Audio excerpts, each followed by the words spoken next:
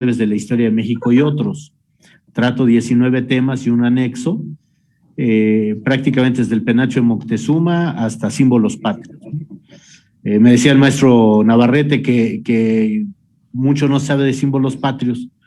Bueno, en general, y no hay un librito como tal que te los explique. Hay algunos esbozos que hizo la doctora Codinash en la celebración de los 150 años del himno, pero le dije, pues espérese a que pueda yo publicar el otro. Ustedes saben que una publicación particular cuesta, cualquiera de particular o promovida o como sea, tiene un costo, ¿no? Y como es un libro de casi 200 páginas, pues sí salió un poquito elevado, ¿no? Cuesta, cualquiera de particular o promovida o como sea, tiene un costo, ¿no? Y como es un libro de casi 200 páginas, pues sí salió un poquito elevado, ¿no? Cuesta, cualquiera de particular o... Definitivamente, pues ya estamos en el 710, 711. Sí. Fer, ¿cómo vas a dar la prueba? Sí. Perfecto, ¿eh? Todo está bien, yo creo. En el momento que digan. Ok. Aprovecho para dar la bienvenida al doctor Raúl Delgado Lamas, arquitecto. Gracias por acompañarnos. Bienvenido, arquitecto. Muchas gracias. Buenas noches. Buenas noches. Al doctor Trillanes le voy a pedir si manda un saludo muy afectuoso a Salvador Rueda Smithers. Como no, maestro, de su parte con mucho gusto se lo paso. Somos amigos desde hace más de 20 años ya. A Salvador Rueda Smithers. Muy bien.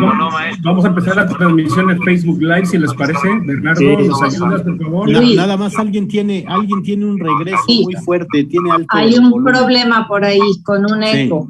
Espérense tantito, vamos a resolver. Creo que no es su micrófono, doctor Ricardo. No, yo no lo tengo tan alto y estoy. Ok, voy a cerrar algunos micrófonos. Sí. Pero... el nombre de la persona que le manda saludos a Rueda, ¿quién es? Perdón, no alcancé a oír por el rebote. ¿Quién era? Arquitecto Lamas. Raúl Delgado Lamas. Yo fui coordinador nacional de monumentos históricos. Muy bien. Y soy igualteco y además teníamos amistad común con Guillermo Tobar. Muy bien. Y entonces yo oí lo de su libro y creo que puede tener una buena salida. Luego lo hablamos para no interrumpir al... Claro. Muy bien, con mucho gusto. Hasta luego, encantado. Gracias, arquitecto. Bien, bueno, amigo Bernardo Uriostegui, te vamos a pedir que inicie la transmisión, por favor, en Facebook Live. Bienvenidos todos, muchas gracias. Adelante, licenciada Estela. Adelante, maestro Navarrete, que nos va a hacer la presentación del doctor Trillanes y darle la continuidad y el acompañamiento durante toda esta histórica conferencia. Maestro Navarrete, adelante.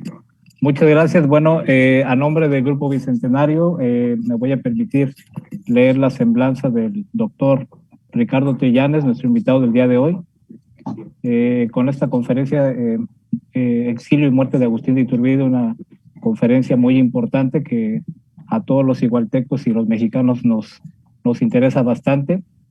Y bueno, me permito leer la semblanza del doctor Ricardo Trillanes Sánchez. Es originario de la Ciudad de México, realizó sus estudios en México y en el extranjero, obteniendo posgrados en musicología e historia. Realizó estudios en musicología, historia del arte, historia de México, aviación, conservación y restauración de documentos, museografía en el Museo de San Carlos, IMBA, Seminario de Estudios en Conservación de Banderas Históricas en la Escuela Nacional de Conservación y Restauración Manuel Castillo Negrete. Es investigador y asesor especialista en numismática, falerística, diplomacia, heráldica, vexilología, musicología, religión, armas y tecnología en museos y símbolos patrios. Ha catalogado y evaluado para Louis C. Morton en las subastas de las piezas del Bicentenario de la Independencia de México y centenario de la Revolución Mexicana, especialmente en medallas y condecoraciones. Ha asesorado al Museo de la Marina Armada de México, Museo de Caballería del Ejército Mexicano, Museo de la Biblia, Museo del Sitio de Morelia, Michoacán, Museo Bicentenario de la Torre Latinoamericana. Además voy a comentar sobre sus publicaciones, la Orden de Guadalupe en 3 épocas, Órdenes Imperiales en México, Catálogo de Medallas y Condecoraciones del Acervo Histórico del Museo Nacional de Historia, Castillo de Chapultepec, Catálogo de Monedas, Medallas y Condecoraciones del Museo Bicentenario de la Torre Latinoamericana, segunda edición corregida y aumentada, Breve Historia de la Educación en México, Apuntes breves de la Historia de México y otros, El Boroscopio en la Mecánica Automotriz. Fue candidato al Premio Nacional de Ciencias y Artes en la rama de Historia en el 2013-2014 por la Coordinación Sectorial de Secundaria de la Secretaría de Educación Pública. Director técnico museográfico en el 2015 en el Museo del Sitio de la Batalla del Monte de las Cruces en el Parque Miguel Hidalgo, en La Marquesa, Estado de México, perteneciente al municipio de Ocoyoacac, expositor en dicho museo de colección particular. Tiene reconocimientos internacionales. En el año 2013 es nombrado académico correspondiente número 64 en la Academia Falerística de Portugal, siendo el primer mexicano y segundo latinoamericano en recibir este honor, y en junio de 2014 es nombrado por unanimidad académico correspondiente en la Academia Lusitana de Heráldica, siendo el primer mexicano y el primer latinoamericano en ingresar a esta academia. Bueno, pues esa sería la semblanza del doctor Ricardo Trillanes, quien tenemos el día de hoy, de la Ciudad de México. Vamos a recibirlo con un aplauso y pues quedamos, no sé si alguien quiere hacer alguna otra intervención o iniciamos ya en este momento. Iniciamos con la presentación del tema, Cris. Sí, bueno, doctor, le cedemos la palabra para que inicie con esta importante conferencia y muchas gracias. Muy bien, muchas gracias. Gracias por a la primera diapositiva. Ahí estamos ya un poquito más abajo, si fueran tan amables, don Fernando. Ahí está. Bueno, es como en la conferencia pasada, bueno, pues el exilio y muerte de Agustín de Iturbide, que hoy hay una conmemoración más. Pasamos a la siguiente imagen, por favor. Bueno, Agustín, ese es el nombre completo de Agustín Cosme Damián de Iturbide y Arámbulo. Bueno, pues Agustín de Iturbide combate la insurgencia desde 1810, un poquito antes, hasta 1815, que es cuando muere Morelos. Ahora bien, ¿por qué él se integra al ejército? Porque solamente gente de muy buena familia podía pertenecer al ejército y de alguna manera tenía carta abierta para entrar y para salir en el ejército realista. Solamente los españoles ibéricos podían ascender a altos grados en el ejército realista. Entonces, bueno, él, al igual que otros de sus compañeros, bueno, recibían cierta formación, aunque él pasa también por el seminario. Recuerden que en el 19 había 3 opciones: o eras cura, o eras abogado, o eras militar, o alguna otra situación, pero eran las carreras de alcurnia. En 1816, él comienza desde, fíjense, muere Morelos, y en el 16, obviamente he extractado mucha información, perdón por los saltos en la historia, pero si no, no acabamos. En el 16, él comienza a elaborar su plan de independencia, lo va a desarrollar, ya que en ocasiones sale de la milicia porque sí era un hombre, lo llaman algunos sanguinarios, otros le llaman, pues que como militar tenía que ejercer su función y su labor, no era un sacerdote, no era una mano de Dios, no. sí tenía también sus haberes malos, don Agustín, pero no como la historia moderna nos los ha marcado. Entonces, en algún momento lo juzgan de pasarse de listo con algunas señoras, en el aspecto de que las encierra, una la fusila. Esa es una historia que les digo, hay que ampliar. Pero bueno, lo sacan, él sale del ejército realista y se va a su hacienda y se la pasa muy feliz, pero ya desde ahí él empieza a hacer un plan para poder independizar a la Nueva España de España, pero él lo que no quería era el derramamiento de sangre. Él era a base de hablar, era a base de convencer. Entonces, pero bueno, lo va a venir a ejecutar, tiene 4 años para formarlo porque lo va a venir a presentar y ejecutar en 1820. Iturbide no quiere guerra, él quiere negociar y obtener una independencia pactada, o sea, que todas las partes estén de acuerdo. Y esto se va a elaborar ya más directamente entre 1820 y 1821.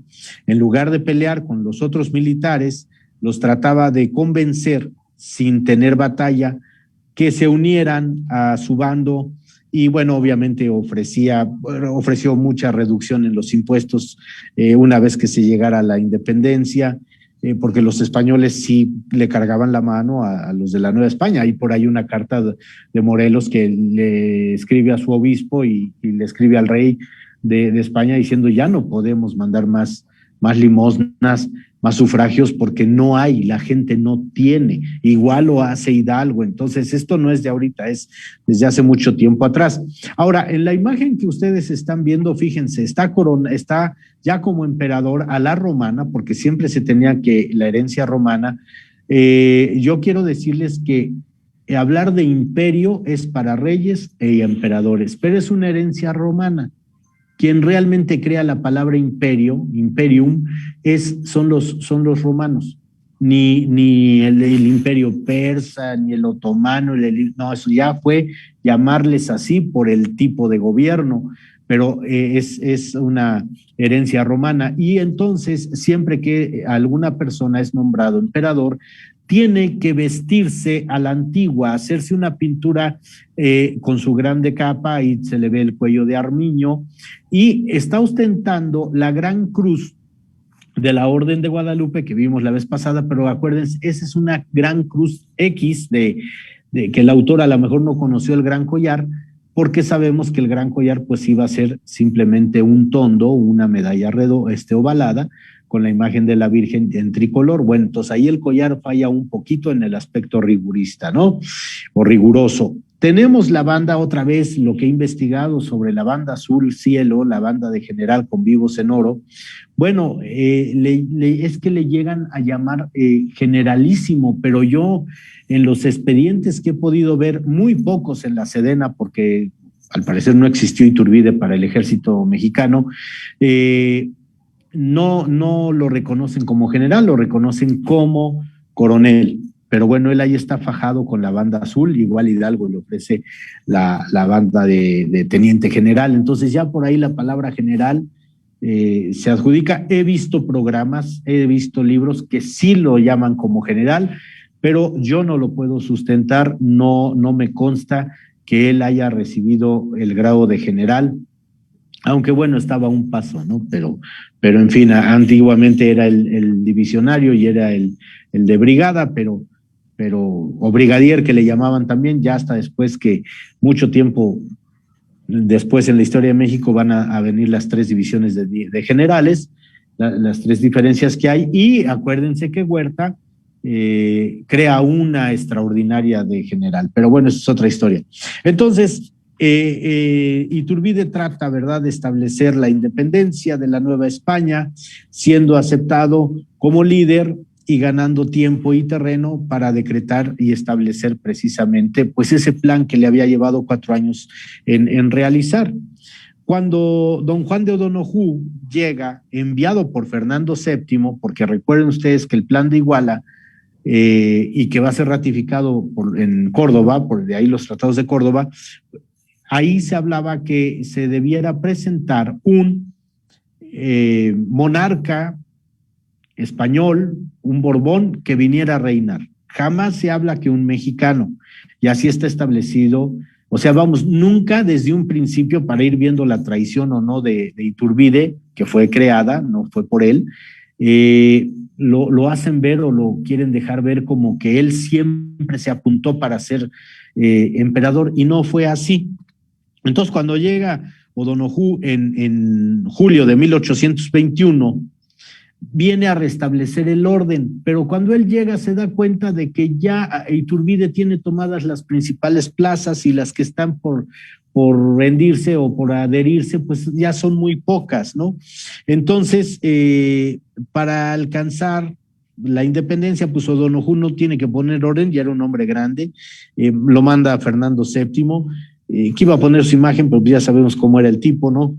Y bueno, se entrevistan, O'Donoghue va a reconocer el Plan de Iguala, y entre julio y agosto de 1821, en la ciudad de Córdoba, pactan y se reconoce la independencia de la Nueva España con el nombre de Imperio Mexicano, con una junta provisional gubernativa. Todavía no está el Congreso, hay que tener en cuenta eso, y están los dos, Iturbide y O'Donoghue, se unen de alguna manera, y bueno, a Fernando VII se le hace la invitación, o a cualquiera de los otros miembros de la familia real borbona o borbónica, venir a tomar el trono de México, recién independiente, y no por parte del Imperio Español, no acepta, no manda ningún aviso, nada, y es como el reino de España no quiere perder la joya de la corona, que es la Nueva España, por todo lo que le sacaba. Nadie viene a tomar el trono, se niegan a aceptarlo, los Borbones, los españoles, y entonces el Congreso mexicano decide que la corona imperial sea puesta en la cabeza de Iturbide, pero es el Congreso, después de que se ha realizado una junta provisional gubernativa, bueno, se crea el Congreso, que eran gente, realmente los congresistas eran gentes de buena familia, gentes que entre ellos se echaban la mano, había pactos, pero que supieran hacer, que supieran gobernar, pues nomás no. Entonces de ahí que no cumplen con su cometido. Así que Iturbide es un emperador constitucional nombrado por el Congreso, o sea, nunca fue impuesto, ni él se impuso. No como Napoleón Bonaparte, que le quita la corona al Papa y él se la pone, ¿no? No, lo único que hizo Iturbide fue, una vez coronado, le pone la corona a su esposa, a Ana María Huarte, y eso es todo. O sea, México no tenía dinero. Ahorita les digo cuánto era. La deuda de México eran 76 millones de pesos, y cuando entra el 27 de septiembre del 21 y ven lo que hay en las arcas de la nación, son 48 pesos. Entonces, eso de que hablan los historiadores X de grande pompa y todo eso, ya en la conferencia pasada comentaba que se le hace una corona a ambos, pero la aderezan con joyas prestadas del Monte de Piedad. Y una vez terminada la coronación, que duró 5 horas, ahí en la catedral, bueno, pues ya al día siguiente un joyero las retira y las regresa al Monte de Piedad, porque eran joyas prestadas. Y bueno, hubo a lo mejor ahí una reunión muy petit comité, pero un gran fiestononón, como se dice, y el derroche, no, ahí, y de verdad, doctores en historia que repiten o de plano no les cae Iturbide, bueno, pues entonces, pero no lo podemos borrar. La siguiente imagen, por favor, don Fernando, muchas gracias. Después, el mismo Congreso no sabe cómo quitarlo, y hasta planean el asesinarlo. Él se entera de que lo quieren asesinar y se disuelve el Congreso. Miren, estas son armas personales que estuvieron aquí en la Nueva España. Si ustedes se fijan, bueno, hay de diferentes tamaños, y las que tienen doble cañón, ya sea la única que tiene la cacha blanca, que sería de marfil, y de ahí esas dos de abajo son inglesas, son de origen inglés. Hay un trabuco, el trabuco sería como una mini UCI hoy en día, una mini ametralladora, sería el primero, porque vean el culatín ya cómo lo tiene, la boca está muy abierta, ahí no había bala para ese tipo trabuco, no, se llenaba de lo que le llaman metralla, vidrios, clavos, toda la porquería que ustedes quisieran, metálica, se la ponían ahí, obviamente se retacaba, ahí donde está señalando, se retacaba con el famoso puro o el famoso paquete de pólvora, se picaba y ahí era el encendido. Y entonces a la hora que salía, como era de boca abierta y no tenían rayado, el rayado en el cañón de un arma es la que le da el sentido al proyectil. Bueno, pues salía y escupía, son las famosas escupefuegos, ¿no? Y bueno, de ahí se empieza a estilizar un poquito. La segunda que está abajo, ustedes pueden ver el tipo de arma, ya no hay un culatín, pero sí hay para posicionar, y esa se tomaba con las dos manos. El guardamanos es la parte que está abajo del cañón, precisamente para no quemar. Y vean cómo la primera del lado izquierdo es una pistola tipo napoleónica. En sí, ahí si se fijan, en la cacha tiene una N. Hubo muchos que ponían, y lo que traían de Francia, bueno, que era la de Napoleón, y las tranzas y los business y la fayuca siempre ha existido. Y bueno, esa es una Grimbenbaul, es el que le hace las armas a Napoleón y es el que le va a hacer, es el mejor artillero, artífice de cañones de Francia, Grimbenbaul. Y él le hace la pistola doble que dice Santa Elena a Napoleón. Yo tengo una copia de esa pistola. Y bueno, son las armas personales que ustedes pueden ver y que obviamente Hidalgo traía una de ellas, Morelos, y también el emperador, todos los de esa época. Por eso me hizo interesante presentarles, para como contexto histórico, enseñarles las armas, ¿no? Porque cualquiera diría, ay, pues sí o no. Fíjense que hay un detalle, perdón que me salga el tema, pero rápido. En la remasterización del sonido de la película de Pedro Infante, la de Mexicanos al Grito de Guerra, que es la historia del himno nacional, pues oyen ráfagas de ametralladora. En 1862 todavía no está desarrollada la ametralladora. Ahí hay un error de audio. Entonces, si ustedes ven una película de la independencia y se oye la ráfaga de metralleta, pues están mal, es el no conocer la historia. ¿Por qué? Porque no existe la metralleta hasta mucho después. La Gatling, que ya se hace en 1800 y fracción. Bueno, la siguiente imagen, por favor. El Congreso entonces no sabe cómo deshacerse de Iturbide. Iturbide se entera que está precisamente, lo quieren matar, lo quieren eliminar. Y bueno, esta imagen es muy conocida de la entrada de don Agustín. Ciertamente, él entra de civil, no entra de uniforme. Los demás que lo acompañan, sí, en sí vean cómo están los papelitos, ¿no? Imaginémonos que está entrando por la calle de Plateros, que ahora es Madero. Por allá arriba va a estar la Güera Rodríguez, según esto. Eso también no está muy confirmado de que desvió el desfile, sí, porque entraba por lo que hoy está Cuba. Pero si estaba la Güera o no, bueno.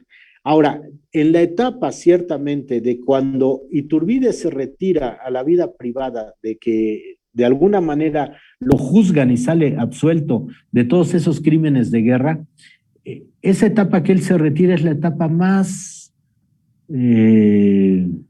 displicente, más alocada de Iturbide, y obviamente hubo infidelidades, hacía negocios, hasta llegó a robar a gentes que le prometía algo y no se los daba y les pagaba, todo esto. Entonces, sí, no se duda de que haya habido infidelidades y que doña Ana Huarte no creo que no lo haya sabido, pero bueno, ahí se supone que está pasando ya por debajo de su balcón, de lo que ahora es Fundación Banamex.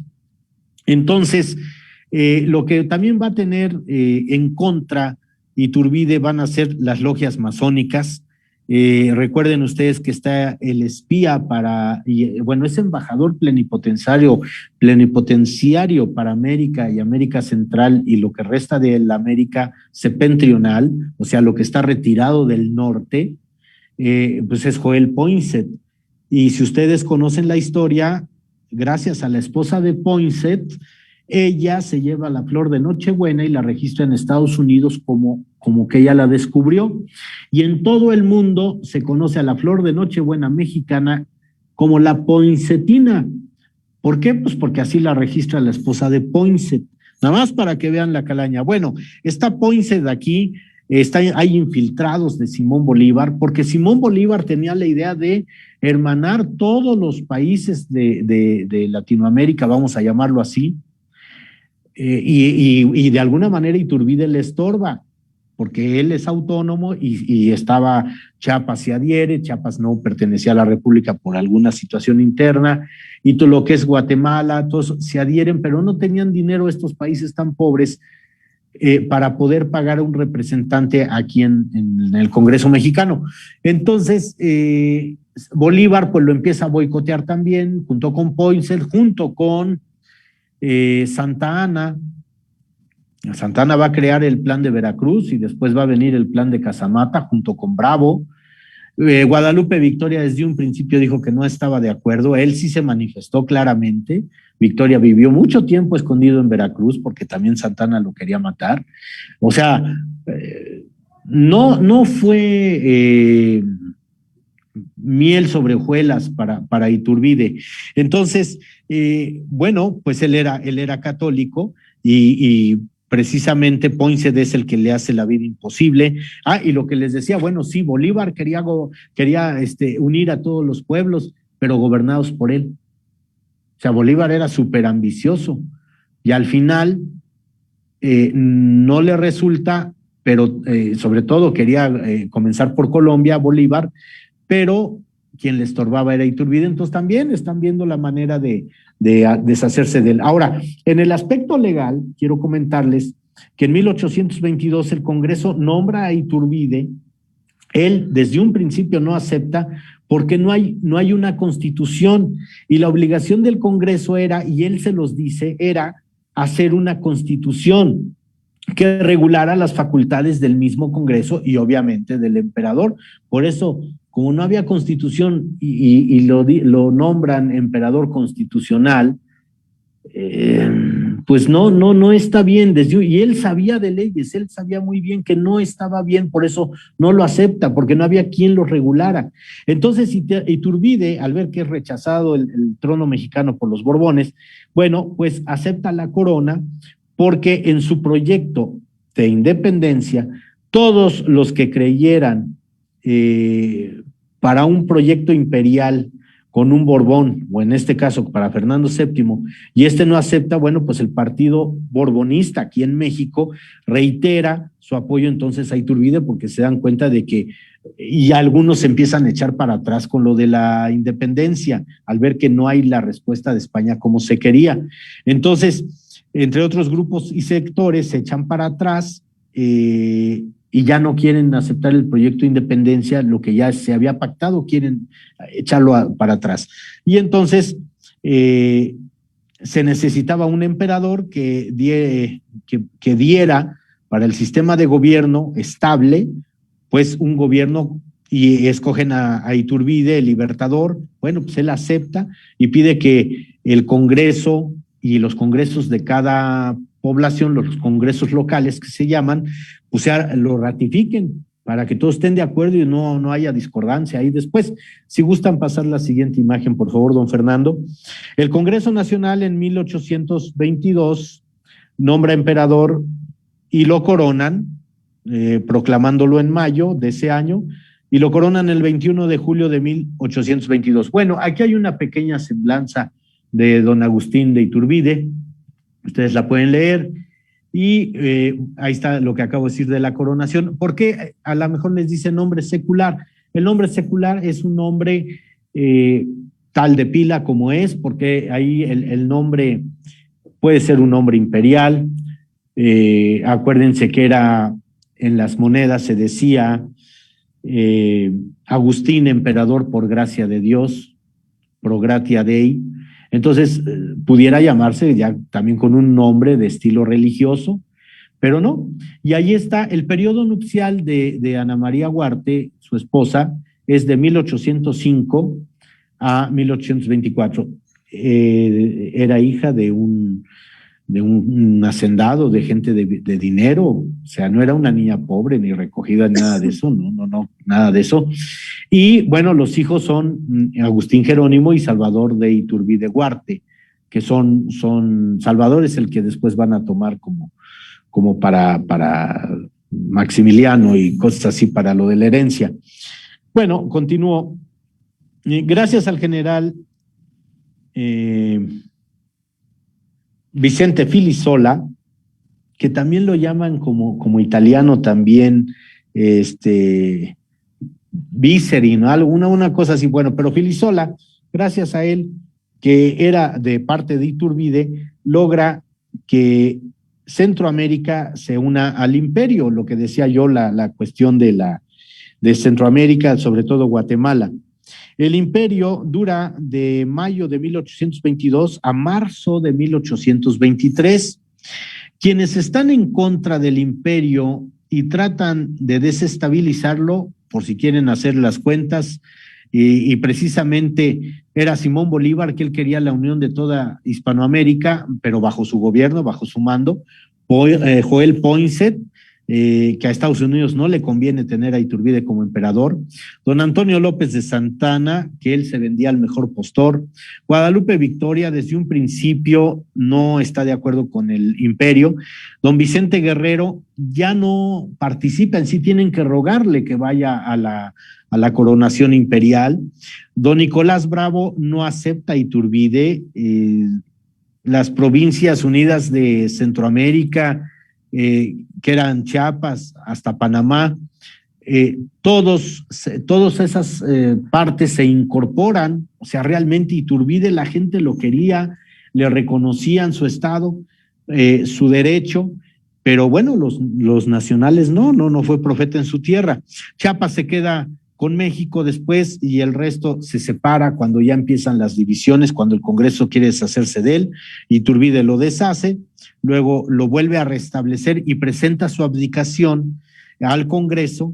El Congreso se quieren deshacer de él, pero cuando él abdica, el Congreso no lo acepta porque no tienen a quien podera en ese lugar, y al final permite y aceptan la abdicación, pero después de darle muchas vueltas. Durante el periodo de Iturbide, el Congreso tomará eso de pretexto para desconocerlo. Santa Ana y Guadalupe Victoria empiezan a proclamar la República y por eso hacen su plan de Veracruz. Iturbide tenía al pueblo y al ejército de su parte, no pudo haberse mantenido en el poder, pero no quería guerras, él abdica porque no quiere que por su culpa y por su nombre o sobre su nombre se derrame sangre y se va del país. Él ve que es lo más conveniente retirarse del país. Podemos ver la siguiente imagen, por favor.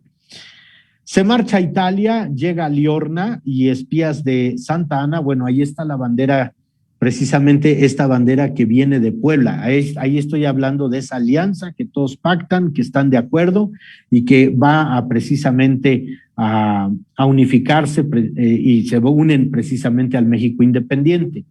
La siguiente imagen, si fueran tan amables. Bueno, yo continúo. Entonces, bueno, llegando miren, ahí les presento una de las mejores imágenes que encontré de la Güera Rodríguez, una mujer que es de por allá, de su zona de Iguala, por allá, y que de alguna manera se habla mucho de ella, se dice mucho de ella, que tuvo que ver con muchas gentes, hasta con Poinsett, pero realmente no hay una especificación. Ha de haber estudios, sí, ciertamente sobre esta mujer, pero bueno, pues fea no era, ¿no? Y de alguna manera, pues, se las presento, la famosa Güera Rodríguez. La que sigue, por favor. Bueno, les comento, llega él a Liorna, a la Toscana, donde él va a escribir su testamento al mundo, y él tiene ahí ya varios espías precisamente de quien quiere apoyar a España para reconquistar México, y este grupo de gentes que son 3 países los que van a estar, que es Austria, Rusia y Prusia, lo que después sería Alemania, y por ahí obviamente, si van a apoyar a España, España tenía que ver, y le llaman precisamente el grupo de la Santa Alianza. Entonces, fíjense, no nada más desde los tiempos de Cristo y los teutónicos y los templarios tenían la Santa Alianza, no, también en Europa existía y eran masones también, y libres pensadores y todo esto. Bueno, entonces a Iturbide lo ven precisamente estos países, por eso él puede nada más llegar a los países que están gobernados por la Toscana, o sea, de la Toscana y el virrey de Toscana y demás imperios o dominios de este virrey de Toscana, puede él moverse. Entonces, tiene que, de la Toscana tiene que navegar bordeando España para poder llegar a Inglaterra, porque no podía. Había orden en España, si lo veían, lo tomaran y fuera juzgado y hasta fusilado, así, porque lo veían precisamente como un conspirador, precisamente un delincuente que había logrado la independencia de la Nueva España, de España, y eso les dolía muchísimo. Hay un cura que lo sigue, un cura mexicano, enviado por el Congreso, que en un momento más les doy el nombre de este curita, que el nombre completo de la esposa de Iturbide es Ana María Huarte y Muñiz. Y el espía, para que Dios lo tenga a fuego lento, el espía mexicano que manda al Congreso es el padre José María Marchena. Es el espía mexicano que lo sigue por todo su viaje a Europa. La imagen que están viendo ustedes, miren qué hermoso, es un aderezo hecho en oro de muy alto quilataje con esmeraldas. Les digo, pueden ser colombianas, pueden ser brasileñas, había mucho mercado de eso aquí. El broche es prácticamente un nudo, un moño que está sosteniendo una cruz griega, que es de los 4 lados, y termina con una floritura, y por la parte de abajo también puede que haya algún pendiente por la argolla que queda suelta. Ahora bien, ¿por qué pongo esta imagen? Estas son joyas que se usaban en todo lo que fueron los 300 años del virreinato. Muchos artífices mexicanos, judíos artífices, hicieron esto. Doña Ana María Huarte, la esposa de Iturbide, el dragón de hierro, como es conocido, porque era un muy buen jinete, las portaba, pero bueno, esto es cuando no le llega, estando en Liorna, no le llega lo que el Congreso le ofrece, que son 25,000 pesos al año a Iturbide, tiene que empezar a vender estas piezas, tiene que empezar a vender sus joyas. Entonces no se le ve bien hasta que el virrey de Toscana le dice: España está haciendo esto, está conspirando, a mí ya me metieron presión, te tienes que ir de aquí. Él llega a una finca que era de Paulina Bonaparte, pariente de Napoleón, y bueno, que de alguna manera estaba de acuerdo con que él estuviera ahí, y tuvo seguridad hasta que ya el virrey de Toscana le dice: no te puedo ya tener aquí, vete, porque también a mí me pones en predicamento. El Congreso mexicano, como sabemos, lo manda a espiar, tenía muchos espías Iturbide, él sabe de esa presión, nunca le pagan el dinero prometido. Y bueno, pues seguimos la siguiente imagen. Iturbide prácticamente pasa un año fuera de México, y todavía el Congreso busca justificar su traición, y entonces lo que le dicen que la traición es, fíjense bien lo que le voy a decir, precisamente la justificación para matarlo, decían que como la elección de nombrarlo emperador había sido bajo presión, entonces no procedía su abdicación, porque nunca fue emperador legítimo, sino fue espurio. Él se autonombró, según el Congreso, porque nunca fue emperador legítimo, pero ostentó el cargo y el trono, y por eso se le declara usurpador y por lo mismo traidor a la patria. Así es como el Congreso, esto que les acabo de leer de mis investigaciones, es como el Congreso justifica darle muerte a Iturbide, y todos los gobiernos de ahí se han valido para llamarle traidor. En sí, como él en un principio rechaza, miren, esa es la casa de Iturbide, si se fijan, viéndolo de frente, la primera casa, en el balcón hay 3 personas, porque él estaba acompañado de un amigo, que cuando llega la muchedumbre y el ejército les dice, sal, porque te están aclamando, sal. Y entonces él dice, no tengo por qué, porque el Congreso no me ha ratificado ni me han propuesto nada, pero la gente te quiere ya como emperador. Entonces él sale y agradece y da un discurso donde dice, yo no estoy de acuerdo, no quiero aceptarlo, pero porque ustedes, la Vox Populi, es la decisión que llaman hasta la decisión de Dios, la decisión del pueblo, lo acepto. Y entonces prácticamente ahí está su casa, que después sería hotel, todo esto, y ahora se lo quedó la Fundación Banamex. Vemos la que sigue, por favor. De esto último, de que a Iturbide dan esta orden del Congreso, pues fíjense bien que nunca se entera. Por eso cuando él va a regresar y sabe del complot que hay para reconquistar, España quiere reconquistar gracias a la Santa Alianza México, bueno, él parte de Inglaterra, pero nunca se entera de que hay esta ley que donde lo vean lo matan. Ahora bien, este documento es de José María Morelos y Pavón, está en el Centro de Estudios Históricos Carso, aquí en la Ciudad de México, ahí en Chimalistac.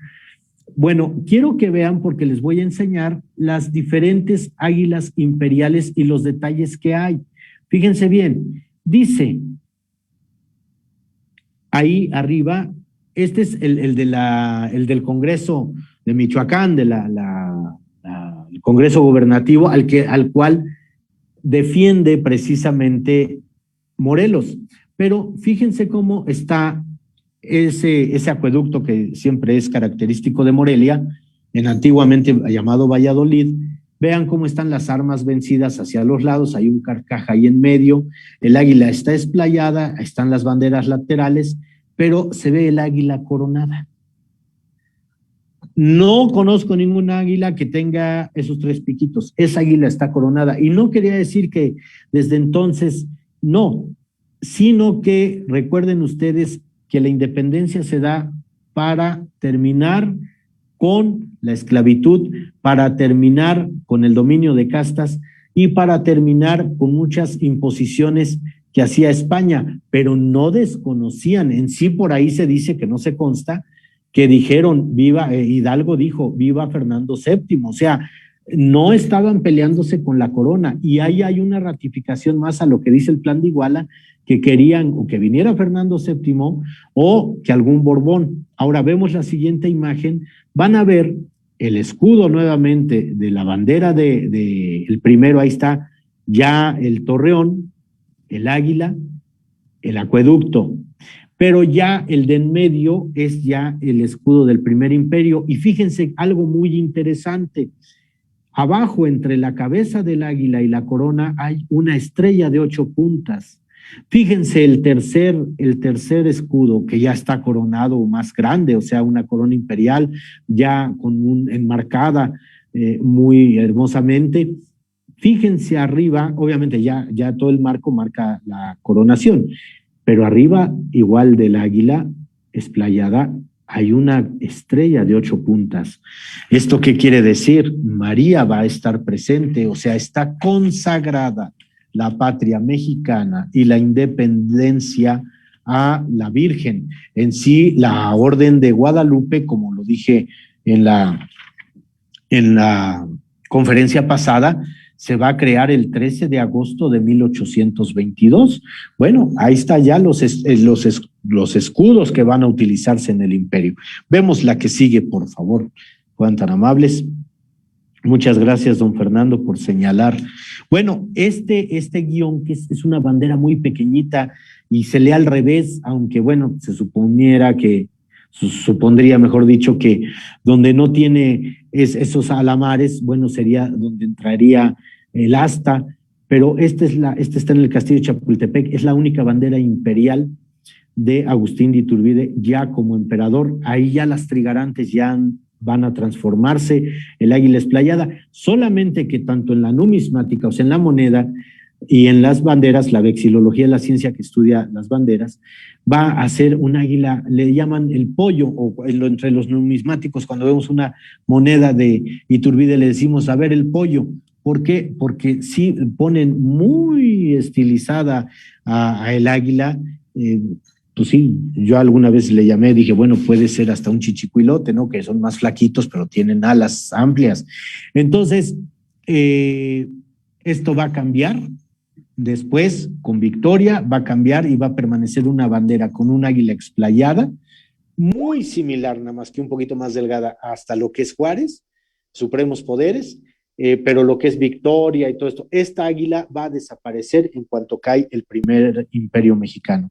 Vemos la que sigue. Ahora, quiero comentarles algo muy importante. Hay dos modelos de imperio. El imperio hecho por Napoleón Bonaparte, que era un militar que se crea, se vuelve emperador. Él va a morir el 5 de mayo de 1821 en Santa Elena y muere preso. Sabemos, aunque levante ámpula, que los ingleses lo envenenaron, pero bueno, esa es otra historia. Y el otro imperio americano es en 1822 en Brasil, con el emperador Pedro I, hijo del rey de Portugal. Recuerden que cuando Napoleón llega y se establece y toma Portugal, México le hace la invitación, o la Nueva España le hace la invitación que venga aquí a la sede. No, él se baja a Brasil. Y de alguna manera también sabemos por qué está construido el basamento o lo que fue el castillo de Chapultepec, no como lo conocemos ahora, sino en sus inicios en 1785, que es cuando se termina, pues una residencia imperial, una residencia al rey de España para que viniera, y después la tuvieron que vender. En fin, lo que les quiero comentar para ir un poquito más rápido, bueno, pues aquí están los dos emperadores ya, doña Ana María Huarte, atrás se ve la corona imperial, vestida también a la romana. Aquí la imagen del emperador ya habiendo creado, esto es después de 1822, del 13 de agosto, porque ya porta la gran placa al pecho del lado del corazón de la Orden de Guadalupe. Vemos la que sigue, por favor. Cuando él regresa a México. Bueno, y miren, quiero mostrarles. Ahí es, del lado izquierdo, a su izquierda, es la capilla de San Felipe de Jesús, aquí en la Catedral de México. Atrás están los restos, está la urna de don Agustín. Pero gracias a las gestiones que hizo el que fue deán y ahora es canónigo de ahí, el padre José de Jesús Aguilar, que es youtubero también, tiene su programa y todo esto. Bueno, ese es el trono original. Fíjense cómo está desgastado. Hay una réplica en el Museo de Intervenciones, igualito, pero lo que es el terciopelo no está desgastado y este sí. Vean cómo tiene un asiento muy profundo para sentarse muy a las anchas, y él logró que, me parecía que estaba en una colección, exacto, y a la espalda. Y él logra conseguir, cuando es sacristán mayor de la catedral, el padre Jesús Aguilar Valdés, logra que se esté en ese lugar, en la capilla donde está Iturbide, su trono imperial. Este es el original. El que está en Intervenciones y en otros museos son réplicas, por bonitas que estén. Este es el original, que por primera vez se los muestro porque no lo exhiben diario, no está siempre. Y si se fijan atrás de la foto donde se ve la capilla, ahí está precisamente Iturbide vestido a la romana, lo que yo les comentaba. Bueno, pasamos a la que sigue. Es que fue muy importante el imperio Iturbide, aunque haya durado muy poco. Miren el territorio. ¿Por qué no le convenía a Estados Unidos el territorio, tener a Iturbide? Porque fíjense lo que está del lado verde de Estados Unidos, que se ve como una lengua nada más, lo que es Florida y la parte donde ahora sería Nueva York. Tenía salida al Atlántico, pero no tenía salida al Pacífico, porque lo verde de arriba, que era la Alta California, pertenecía a México. Entonces, pues, acuérdense el destino manifiesto de los gringos, ¿no? Que América para los americanos, sí, pero los americanos de arriba, del norte, no los americanos de abajo, porque nosotros prácticamente estábamos al centro. Entonces, vean el territorio tan impresionante que no creo que Iturbide lo haya podido visitar todo, así como los Carlota y Maximiliano no conocieron todo el territorio mexicano. Entonces, no, al pertenecer a esa parte de la Baja California Alta, o de las Californias, mejor dicho, de la Alta California, no tenía salida. Entonces, lo que quería Estados Unidos era tener las dos salidas. Por eso siguen dando lata con el paso de Tehuantepec, con Porfirio Díaz, y bueno, pues se quedaron con Panamá y ya vieron todo el desgarriate que hicieron por el paso de Panamá. Bueno, la que sigue entonces. Ya les comenté que, bueno, cuando Iturbide llega a la ciudad y tiene, ve los haberes que hay, son 48 pesos y hay una deuda de 76 millones de pesos. Entonces, no había dinero. Ahora, sí, llega con los soldados que le ayudaron a combatir, llegan con los soldados que vienen con la independencia, los trigarantes. ¿Y con qué les paga? No había con qué pagarles. Y ahí también fue una debacle. Él baja los impuestos de lo que el Imperio Español tenía aquí en la Nueva España, porque él lo prometió. Fue una promesa en el Plan de Iguala y fue una promesa de adhesión de los demás generales. Y sí lo cumple, así no teniendo dinero, no como ahora los políticos que son solamente puras promesas incumplidas. Él sí lo cumple, y eso de que te lo firmo y te lo cumplo, no, él sí lo cumplió. Por eso había que desaparecer la imagen de Iturbide. Bueno, en Liorna, precisamente el duque de Toscana, ya cuando él está allá, que no puede entrar a otro lugar que esté regido por los Borbones, bueno, pues porque lo toman, como les había dicho, es un revolucionario y nada más puede entrar a Nápoles y a otras partes de Italia que estén regidas por el duque de Toscana. Estoy abreviando, de verdad que es bastante lo que hay que hablar de Iturbide. Solo las ciudades que le pertenezcan al duque de Toscana puede accesar. Peligran él y su familia, y precisamente él se va a Londres, a Inglaterra, él vive en una callecita llamada Grease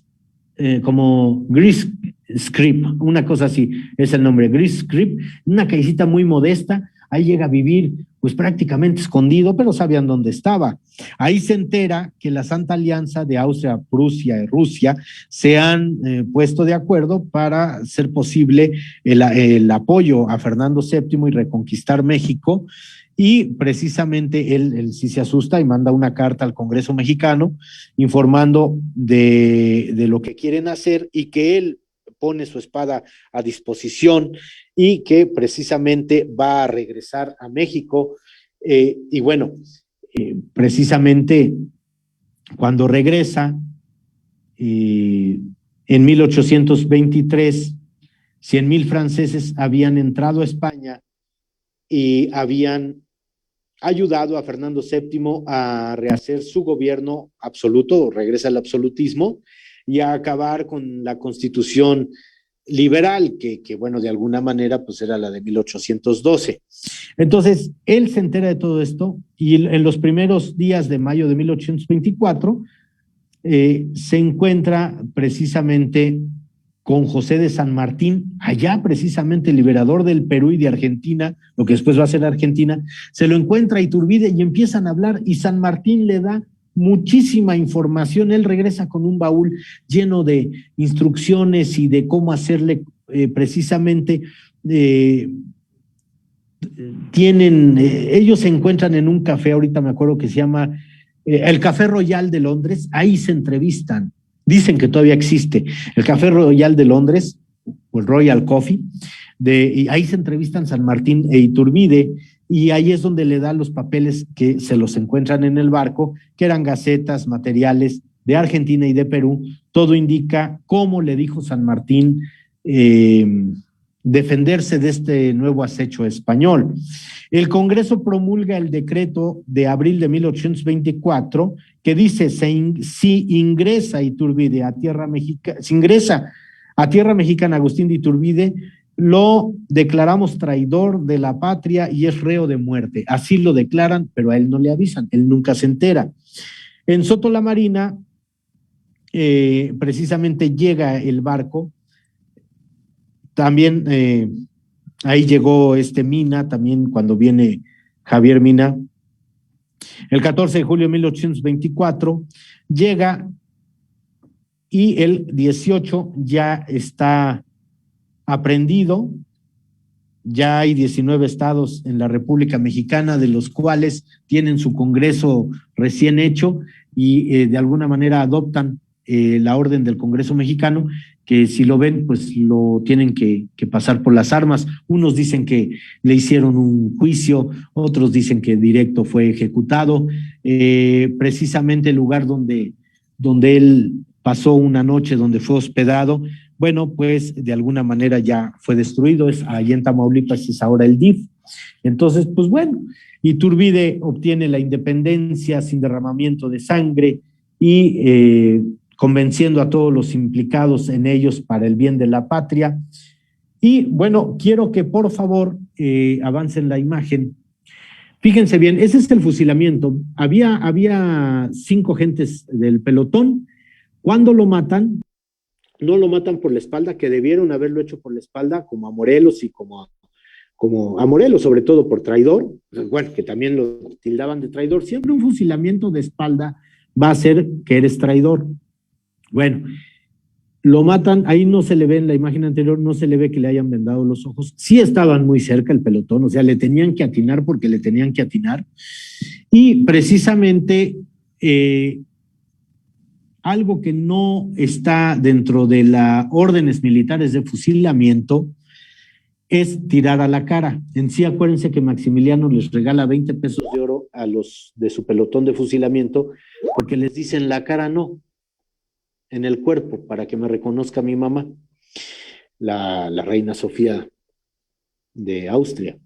Bueno, y precisamente Agustín de Iturbide, de esos 5 o 6 que vemos en el pelotón de fusilamiento, va a recibir 3 balazos, 2 en la cara, o sea, le tiraron directo a la cara para no darle el de gracia. Obviamente le deshacen la mitad de la cara y el otro en el costado izquierdo. Este documento, que es el testamento o los apuntes para la historia, que también se conocen así, de Agustín de Iturbide, que está manchados de sangre, los hace en el barco que lo trae en el Spring. Ahí lo escribe y era lo que traía debajo de la fajilla o del fajín. Entonces, obviamente, ya cuando va a ser enterrado, recuerden que Iturbide es enterrado vestido como un franciscano con su cruz en la mano.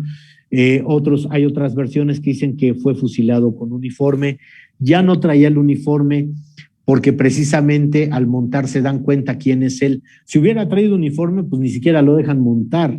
En sí, en el lugar donde a él lo aprenden, es un lugar que todavía existe ahí en Tamaulipas, que se llama, ahorita me acuerdo cómo se llama, Los Arroyos. Pasamos la siguiente imagen, por favor. Miren, este es un fusil inglés, es un Brown Bless, así se llama, es un fusil. Si se fijan en la pletina donde está precisamente abajito la de combustión, hay una coronita. A México los realistas traen 2 fusiles, el napoleónico de 1808, que es un poquito más corto que y pues tiene la corona precisamente porque, y dice al final en la punta de la pletina, fíjese cómo se llega a ver que de la corona hacia donde está el gatillo arriba, dice Tower. ¿Por qué? Porque en la Torre de Inglaterra se probaban los fusiles que hacía precisamente Inglaterra. Este fusil es muy viejo, eran muy buenos, su origen es por ahí de 1724. Entonces está en todas las batallas y llegan. Uno de estos, si se fijan en la parte de arriba, donde está completo, tiene la bayoneta. Esa bayoneta mide más de 30 centímetros, está entre 40 y 50 centímetros, es de cubo, así se llama, bayoneta de cubo, y te atravesaba perfectamente de lado a lado del cuerpo, no había ningún problema. Si no te morías del bayonetazo, entonces ya te disparaban. Bueno, con un rifle así, o pudo haber sido el inglés, fue fusilado el emperador, se los quise presentar, y bueno, ¿cómo le ponían el sello de la coronita y le ponían el tower? Se probaba la carga, 3 veces la carga que debe de recibir que todavía es de pedernal, ahí está la piedra ahí en la pinza. ¿Cómo se probaban para autenticarlos y ponerle el sello de la corona y ponerle el tower? Bueno, la carga natural, se le ponía 3 veces esa carga, lo disparaban, si no reventaba, pasaba la prueba, ya se podía utilizar y se ponía el sello. Imagínense cuántos no se murieron armeros haciendo la prueba de otras armas para que fueran certificadas, ¿no? Pero bueno, la que sigue, por favor. Él muere el 19 de julio de 1824 en Padilla, Tamaulipas. Padilla, Tamaulipas, un pueblo que desde 1970 comienzan a hacer el nuevo Padilla. ¿Por qué? Porque don Luis Echeverría Álvarez va al cumplirse los 150 años de la independencia, precisamente del acta de independencia, bueno, va a destruir todo lo que es lo que fuera de Iturbide. Ahora bien, están viendo ustedes al general Manuel Mier y Terán, fue un militar insurgente, una persona preparada, y bueno, ¿por qué es importante Mier y Terán? Porque nadie lo menciona en los libros oficiales de que él en el 15 al 20, bueno, hasta el 21, prácticamente se vuelve el guardaespaldas de Iturbide. Él es el que va a continuar la gesta de la lucha de Morelos. A él se le encomienda todo lo que es el sur. Él todavía está en importancia un poquito más arriba de Vicente Guerrero, porque aunque Guerrero de alguna manera llegó a combatir a veces a los que eran del clan de Morelos, porque no estaban de acuerdo con las cuestiones del sur, de las tierras, Manuel Mier y Terán es el que precisamente continúa todo este proyecto. Pero hay una cosa muy importante. Él entra en una crisis muy fuerte. Él llega ahí a Padilla, Tamaulipas, y precisamente sabemos que en una capilla abandonada, que ahorita la van a ver, una capilla abandonada ahí en Padilla, donde está precisamente la misión de San Andrés, que era como donde se reunía el poder público, las fuerzas, ahorita lo vamos a ver. Bueno, ahí sirve de paredón para matar a Iturbide, y es enterrado muy a flor de tierra, como a 1 metro, 1.5 metros a lo más, vestido franciscano, al pie del altar, o sea, al frontis del altar, ahí cavan un lugar donde meten a Iturbide, y ahí queda mucho tiempo. 18 años después es cuando ya lo mandan para acá, para la Catedral de México. Pero Manuel Mier y Terán no entendió muchas cosas, vio cómo lo traicionan realmente al gobierno, la independencia, al Congreso que creía y que protegió, lo mismo que a Morelos. Este señor que están viendo, bueno, pasa como 2 horas hincado, platicando, hablando ante la tumba de Iturbide, repito, una capilla vieja, sin techo ya desde un inicio. Saca su sable, que el sable es de espada curva, es de hoja curva, se lo pone en el corazón, a la altura del corazón, y se deja caer en él. Este es Manuel Mier y Terán, quien se suicida, y sus restos van a ser enterrados en la misma capilla, a un lado, no ahí donde estaba Iturbide, pero sí a un lado. Se sabe de buena fuente que sí fueron rescatados y se traen para acá, que también han de estar en la Catedral de México, en alguna de las capillas que tiene la catedral, pero ¿por qué también la historia ha quitado de su reconocimiento a este gran general, que es el que continúa con la obra de Morelos? El gobierno ha hecho que la obra de Morelos, aunque no es ratificada ni se certifica, la siguió Vicente Guerrero. No es así. Fue Manuel Mier y Terán. ¿Podemos ver la que sigue, por favor? Obviamente, ya una vez que muere Iturbide, bueno, pues se va a Baltimore su esposa, va primero a Nueva Orleans, después de ahí se va a Baltimore, después llega a Washington y ahí pone a sus dos hijos, a María de Jesús y a Juana, en el convento de la Visitación que está junto a la Universidad de Georgetown, y es de los jesuitas, donde después van a vender los documentos, los famosos Iturbide Papers. De la familia, estas dos niñas van a morir, las hijas del emperador, ya que Ana Huarte llega ya a estas partes, ya en Washington, van a morir de tuberculosis ahí en el convento, y ahí están enterradas. O sea, empieza una debacle terrible para la familia Iturbide. Precisamente, todavía en 1834 se reconocía al iniciador y consumador, al iniciador de la independencia, que era Hidalgo, y al consumador. Y después de la Revolución Mexicana, sobre los años 20, cuando nace la nueva historia de México, la historia moderna de México, sobre 1925, viene el rechazo muy marcado a Iturbide. En 1921 estaba su nombre con letras de oro en el Congreso, de aquí el Congreso mexicano, y quien pide, fíjense nada más, quien pide se arranquen esas letras de oro es el papá de Octavio Paz, que tampoco lo dicen los libros, que era diputado, y a los 100 años de la consumación de la independencia, desde ahí Iturbide es desconocido y fue por el papá de Octavio Paz.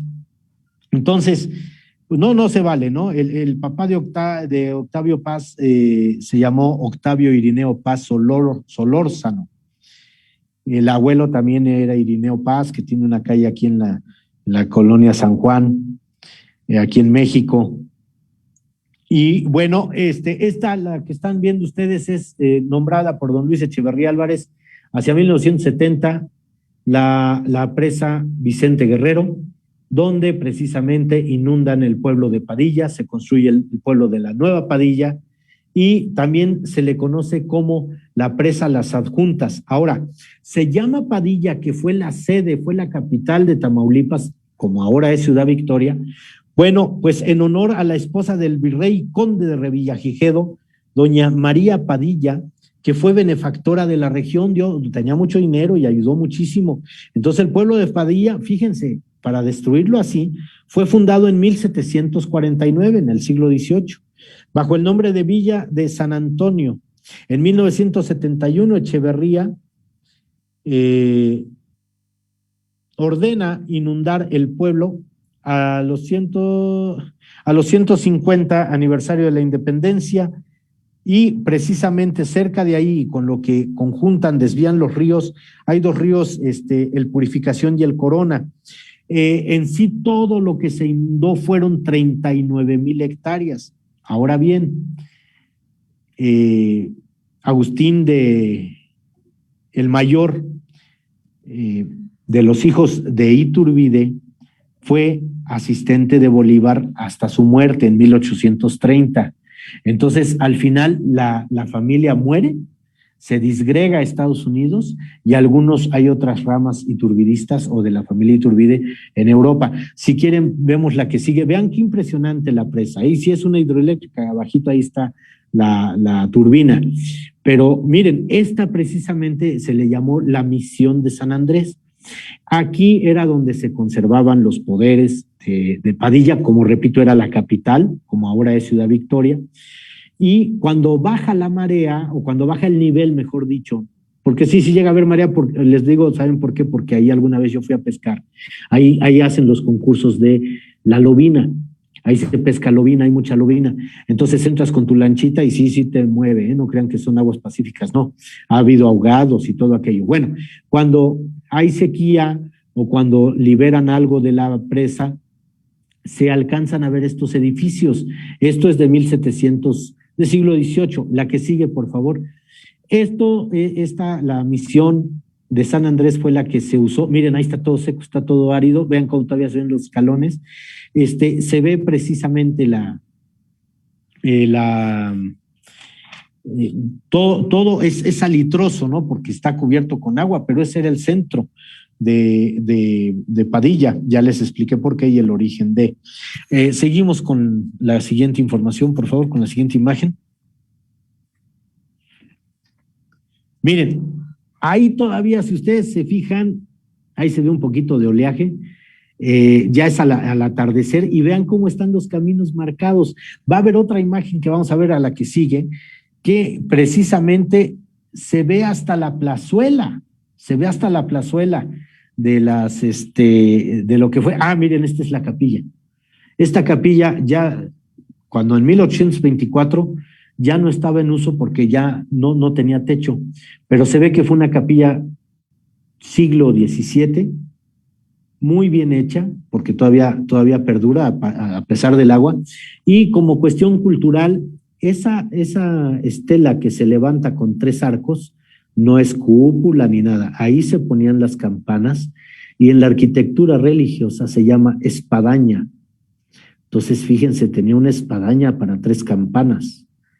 Qué impresionante, ¿no? La que sigue, por favor. Bueno, ahí en el altar está enterrado, se enterró a Mier y Terán y a Iturbide. Miren una foto un poquito más antigua, vean cómo cuando baja el nivel hay mucha pues vegetación, es muy salitroso, ahí está muy bueno para la siembra. En sí Padilla era un lugar muy fructífero, pero bueno, pues los gobiernos. La que sigue, por favor.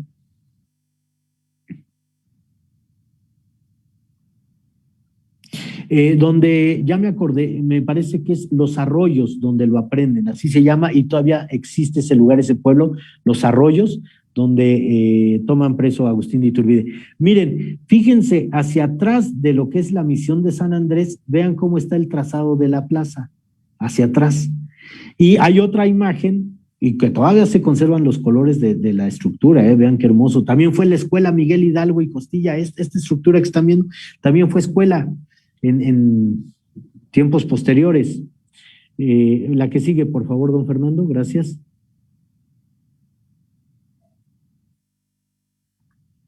Ahí está, miren, ahí está. Fíjense, del lado izquierdo hay un coche, hay una camioneta. O sea, que cuando baja totalmente el nivel del agua a esa zona, ahí está la camioneta, y vean atrás de lo que fue la misión de San Andrés,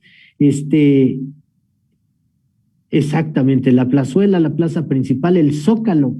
Pues todo eso cuando se inunda, cuando sube la creciente, se llena y es terriblemente que lo tapa todo, nada más deja ahí algunos piquitos nada más para ver lo que es la que sigue, por favor. Entonces, vean toda la destrucción que viene a raíz de la orden de Echeverría. Ahora bien, el testamento, ese que vieron ensangrentado, está guardado. El testamento de Iturbide no se exhibe desde 1963 por orden superior. Entonces, donde estuvo él, que lo arrestan, donde estuvo él hospedado o ahí guardadito en Sotolamarina, antes de irse ahí a donde estamos viendo ahorita Padilla, bueno, pues ahora es el DIF municipal.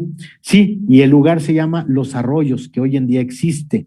Y lo apresa precisamente Felipe de la Garza, que era el comandante de armas, Felipe de la Garza Cisneros.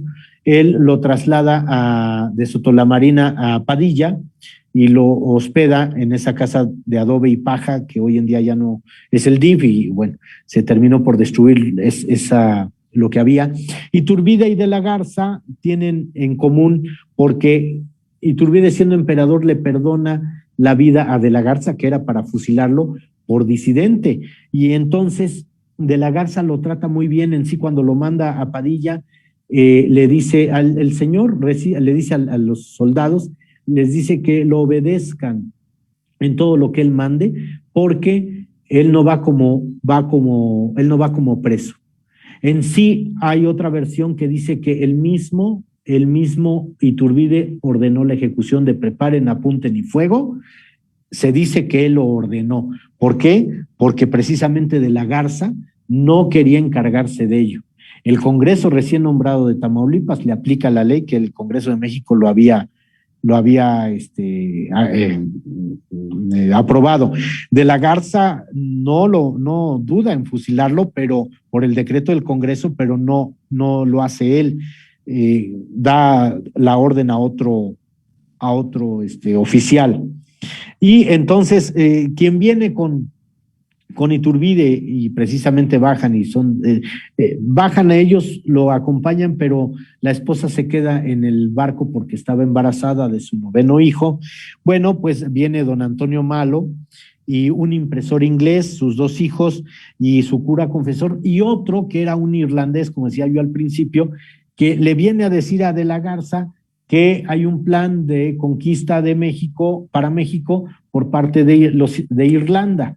O sea, puras sandeces terribles pero situaciones que hay que estudiar muy a fondo hasta para tesis, ¿no?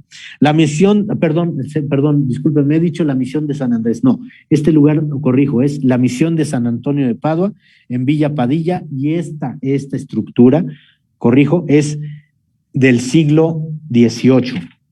Pasamos a la que sigue, por favor.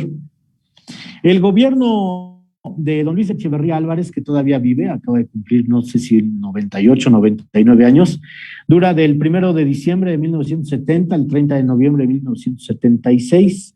Ahora bien, de la cuestión de lo que es el plan de Iguala, se hicieron copias, porque cuando un documento era muy importante, se hacían 5 copias. Les digo dónde están.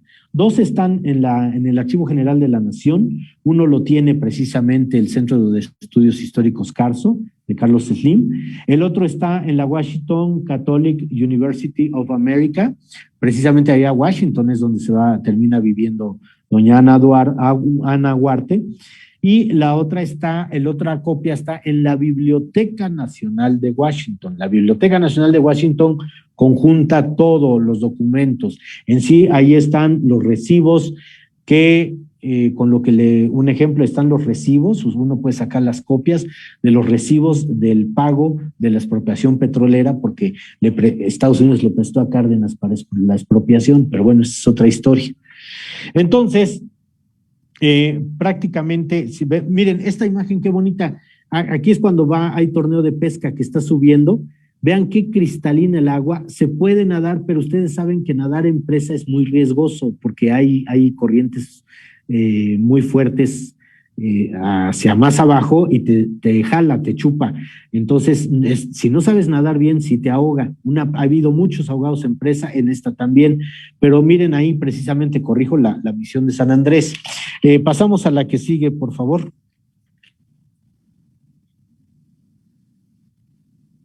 Espero no haberlos aburrido ni dormido, pero miren, ahí ya está el nivel un poquito más alto, ya las aguas están más turbias. Miren el lado posterior de la capilla donde estuvo el altar, ya se acaba de caer, está derruido de ese lado. Y precisamente como ya vimos que detrás de la misión la misión esta de San Antonio de Padua estaba la plaza. Bueno, pues estaban los poderes, obviamente está ahí concentrado la presidencia, era la presidencia de Padilla como sede de la capital de Tamaulipas, y la iglesia a un lado, el gobierno y la iglesia. La que sigue, por favor. Y bueno, pues digo, para mí es una lástima, es una vergüenza ver esto, ¿no? Miren, cuando no hay agua, miren cómo está. Todavía, si ven al fondo de la puerta, es otra imagen de otros años, no está derruida pero esa última que vieron ahorita es como está hoy en día. Miren, a lo mejor era de un color azul o un color gris, ¿no? Hay que hacerle hasta el antropólogo a esto. Vean, también está construida que ni el agua la ha podido vencer, y la espadaña, ya les expliqué lo que es, sigue todavía de pie. Vemos la que sigue, por favor. Ojalá se diera otra conferencia para continuar con esto, lo de la muerte, exclusivamente la muerte del emperador Iturbide. Miren cómo ya se ha ido derruyendo, vean cuando baja el nivel, o sea, un edificio histórico, hermoso, que se pudo, bueno, a ver, piedra por piedra lo quitamos y nos lo llevamos al Nuevo Padilla, pero ¿por qué creen que no lo hicieron? ¿Por qué creen que aunque se lo aconsejaron Echeverría? Pues porque por ahí están los impactos donde esto fue el paredón, cualquiera de estas paredes fue el paredón de fusilamiento de Iturbide, por eso había que taparlo. Es como el caso Colosio. Todos están muertos, todos los que tuvieron que ver. Es como el caso de Madero, el único que quedaba vivo y lo mataron de testimonio de la muerte de Madero y Pino Suárez era Felipe Ángeles y lo manda a matar Carranza. ¿Sí me entienden cómo se hace esto? Bueno, la que sigue, por favor. A mí me apasiona todo esto, pero a la vez sí causa molestia. Miren nada más, esta es una foto moderna, vean nada más ya la zona de destrucción que hay. Hace poco hubo una sequía en el 20 precisamente, y entre el 19 y 20 una sequía que bajó el 48% de la presa. La presa es grandísima, yo les dije 39 hectáreas. Entonces, en esta sequía del año pasado y un poquito del 19, pues miren ya cómo está todo esto, ¿no? Porque pues el agua como sea, sí cobra factura. Vemos la que sigue, por favor. O sea, bajar más de la mitad, o sea, el 48%. Bueno, miren, este es un acercamiento, esta foto no es muy vista. Este es un acercamiento que se pude hacer de la urna y se alcanza el otro lado donde se vería el otro lado de la cara es el que está destruido. Ahí fue donde Iturbide, del otro lado, ahí fue donde Iturbide recibió los dos impactos. Entonces prácticamente fue lo que quedó de él, de la cara. Obviamente no le dieron tiro de gracia, no hay mención de tiro de gracia, como si se lo dieron a Hidalgo, aunque digan que no. Hidalgo atrás tiene, en la parte de lo que le llaman la mollera, tiene un orificio de bala, por supuesto, porque me toca ver a mí el estudio antropológico que cuando sacan los restos de la columna y se los llevan al laboratorio de antropología forense en el castillo de Chapultepec, esa urna con los 4 cráneos, los que estuvieron exhibidos en la Alhóndiga, todos tenían el tiro de gracia. Entonces, y el de Hidalgo está marcado así. Entonces, pero bueno, miren ustedes, es lo que queda del emperador. Recuerden que 18 años después lo manda a traer un presidente de México. Seguimos con la siguiente imagen, por favor. Este señor, don Anastasio Bustamante, que fue iturbidista, por supuesto, pero ¿qué creen? Aquí hay una cosa muy interesante y lo vamos a ver en un momento más. Este señor quiso tanto a su emperador y fue el que dijo que a su muerte su corazón fuera sacado de su cuerpo y depositado a los pies del emperador. Y entonces, pues fíjense, fue 3 veces presidente de México, a él se le atribuye mucho del defender de las traiciones que ya estando fuera Iturbide, él llevó en alto, o sea, gente muy de ley era Bustamante, y sí, efectivamente se cumplió su testamento, le sacaron el corazón. Vemos la siguiente imagen, por favor, y está a los pies del emperador. Miren, esta es la imagen, arriba está el emperador, y abajito el oculi ese que se ve, el oculi en latín quiere decir ventanita u ojito u ojo, ahí está el corazón de Bustamante, ahí está, y esto está en la catedral, sí se cumplió. Es muy difícil que te dejen entrar ahorita a ver todo esto, pero bueno, tuve las oportunidades en años pasados, no le estoy diciendo que la tomé ayer, no. Y vemos la siguiente imagen, por favor. Entonces ahí está el corazón de Bustamante, y bueno, en la iconografía mariana, volvemos, están las armas vencidas ya, está la independencia, la consagración de la patria a la Virgen de Guadalupe, y vean cómo está el águila esplayada, el escudo nacional, pero fíjense bien, vean cómo se está leyendo, y esto les purga a los gobiernos que la Virgen esté en una posición superior a la patria. Sí, pero no entendieron que Iturbide le consagra la independencia, por eso hace la Orden de Guadalupe a la Virgen de Guadalupe. Entonces, la patria se la consagra a la Virgen. Esto está más que entendido y justificado. Para quien no quiere entender, pues obviamente jamás lo va a entender. Pero esta es una litografía muy, muy antigua. Por ahí del año de 1800, está entre 1822 al 23, esta litografía. Vemos la que sigue, por favor. Hay muchísima información bueno, y esta litografía también está impresionante, porque precisamente les dolió muchísimo a los españoles perder la joya de la corona, y vean, ahí está el escudo de España, está precisamente se puede decir una nativa, porque vean el penacho, vamos a decirlo así, esa corona de plumas, están los leones rampantes de las columnarias, las plus ultra, que quiere decir más allá en latín, están ese león que está con sus garras todavía, y sobre una de ellas tiene un cetro de reinado, pues será el viejo mundo, porque aunque tiene unidos los dos, se deshacen esos. Entonces, la mujer que está ahí alzando, y atrás tiene un carcaj con flechas, está alzando el arco, quiere decir el triunfo de esa división. Y si se fijan, un escudo heráldico,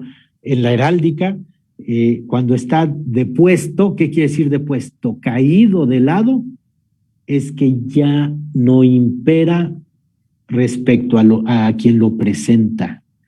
Y ahí está recargado el escudo español en sus columnas famosas, que a la fecha lo siguen usando, y está en el escudo de España, obviamente, las columnas, ¿verdad? Las plus ultra, pero es una litografía preciosa. He dado muchos temas a los historiadores noveles, tienen mucho de aquí de dónde cortar para hacer tesis de grado. Bueno, pues ahí está el triunfo, no digo de la República, no, pero sí el triunfo de México representado en esa mujer. Y todo lo que la mujer simboliza, ella es la patria, así de fácil. La patria diciendo con el arco, miren, al final resultamos victoriosos.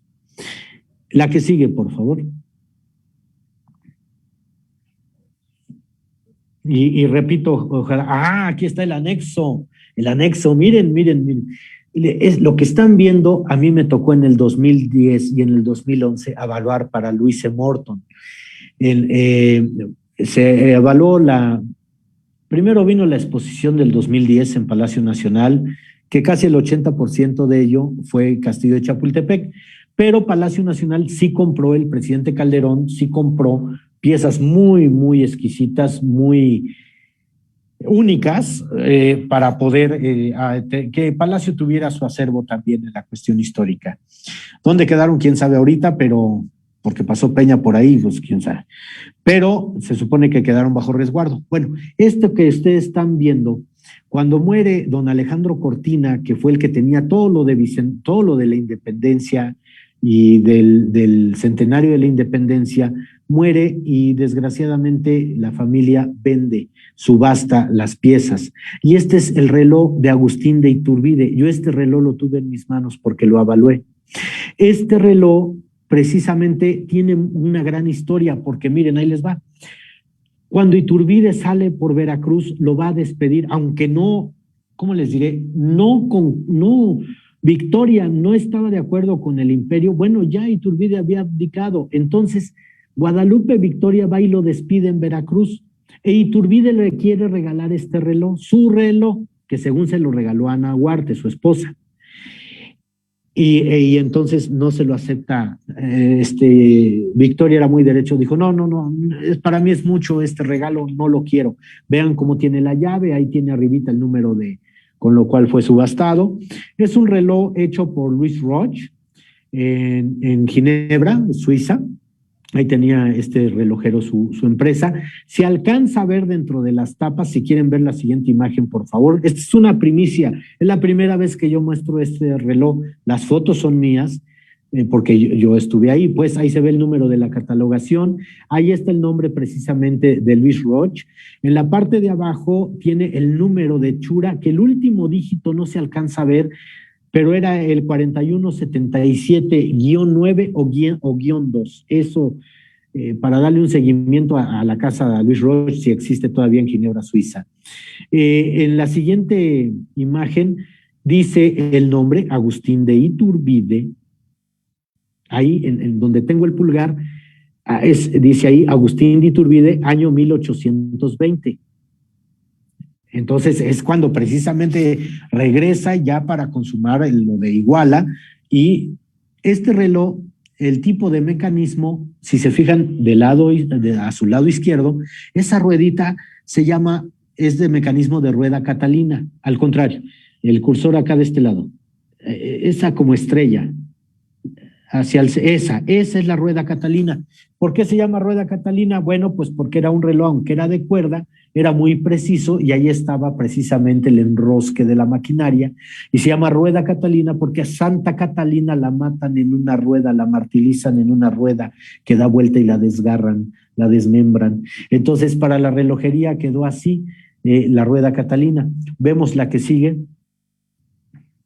Esto fue allí en Morton, de aquí de las Lomas, no podían salir. Miren, ahí se alcanza a ver perfectamente mejor el nombre, Agustín de Iturbide, año de 1820.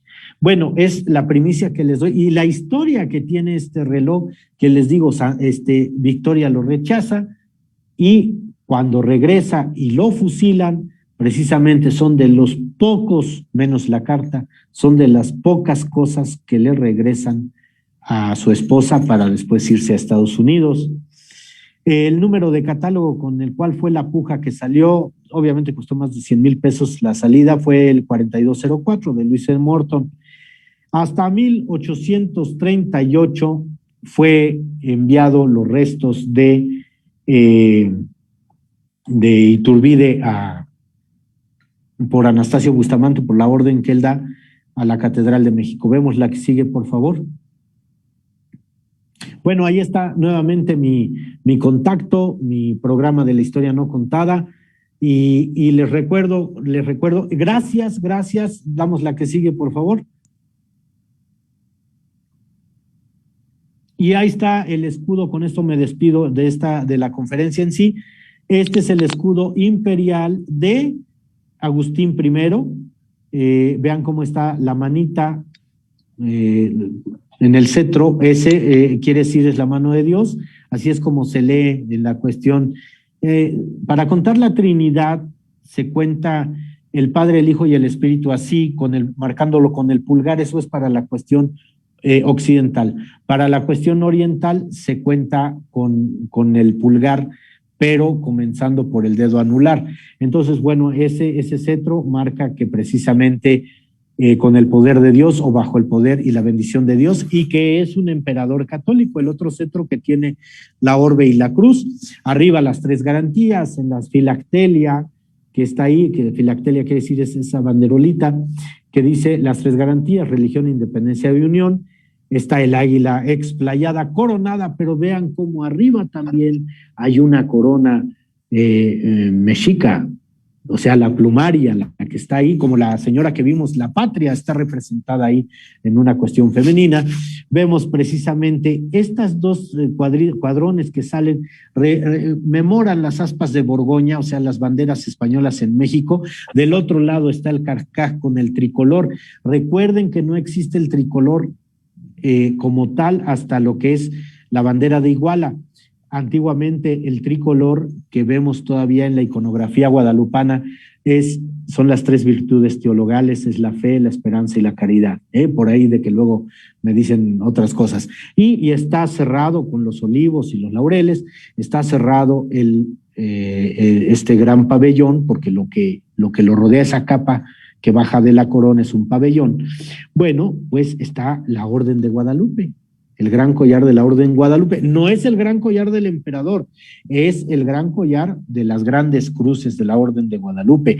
Ojalá, Grupo Bicentenario Iguala, se repita otra conferencia con un tema relativo a esto, porque me quedé con mucha información que darles, y es lo que más se han encargado los gobiernos, de acallar quiénes llegaron con él, quiénes se fueron con él, cómo fue tratado. En muy pocos libros mencionan los impactos de bala, o sea, le tiraron a dar y a matar. Dos en la cara, pues eran mortales, ¿no? El del costado, pues, en fin, lo mataron con mucha hazaña, esa es la verdad. Y bueno, si volvemos a la pantalla natural, así con esto termino la presentación y gracias. Quiero agradecer también, por favor, a todas las personas que me mandaron sus datos y adquirieron mi última publicación. ya están por agotarse, acuérdense que se los mando por correo, y muchísimas gracias y tomaron mis datos. A los que ya están enviados a Iguala, van en camino, ya les mandé el número de guía, entonces está por llegar en 2 semanas más o menos, porque no está trabajando el correo al 100%. Muchas gracias. Felicidades. Excelente. Gracias. Muchas gracias, doctor. Un gusto escucharlo nuevamente.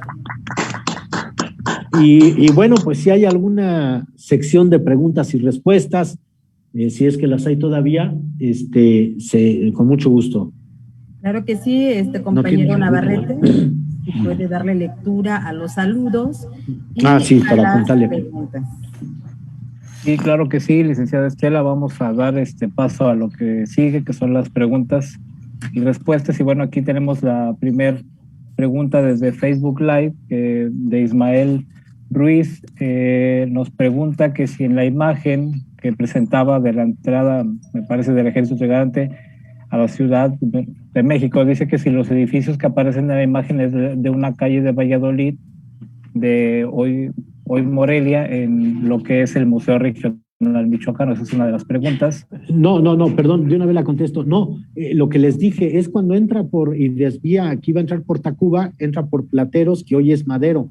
Sí. Los edificios de ahí, aunque abajo algunas ya son accesorias y cuestiones de venta, de chácharas y de todo lo que ustedes quieran, los edificios se siguen conservando. En sí, en la esquina de Motolinía con Madero está un prosopon de león, una máscara de león en piedra, que es donde registra el nivel de donde llegó el agua en la gran inundación de la Ciudad de México, que duró 5 años inundada. Ahí está todavía, es muy impresionante, nada más que bueno, pues los guías no te lo enseñan, pero sí se parecen, pero no.